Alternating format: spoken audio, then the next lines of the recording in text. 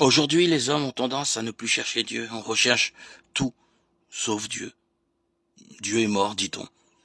Nous nous en occupons plus. Mais Dieu n'est pas mort. Pour tant d'hommes d'aujourd'hui, il est perdu. Alors ne vaudrait-il pas la peine de le chercher? On recherche tout. Ce qui est nouveau, ce qui est ancien, ce qui est difficile et ce qui est inutile. Ce qui est bon et ce qui est mauvais. On pourrait dire que cette recherche est ce qui caractérise la vie moderne. Pourquoi ne pas rechercher Dieu?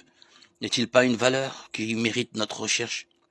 N'est-il pas une réalité qui requiert une connaissance meilleure que celle purement nominale d'usage courant? Meilleure que celle de certaines expressions religieuses superstitieuses et extravagantes que nous devons ou bien rejeter parce qu'elles sont fausses ou bien purifier parce qu'elles sont imparfaites.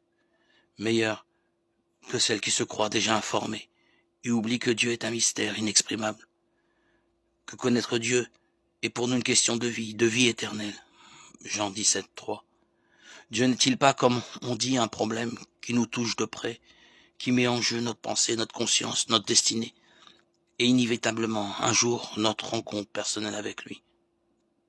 Et Dieu ne serait-il pas caché pour que nous ayons à le rechercher par une démarche passionnante qui est pour nous décisive? Et si c'était Dieu lui-même qui était à notre recherche?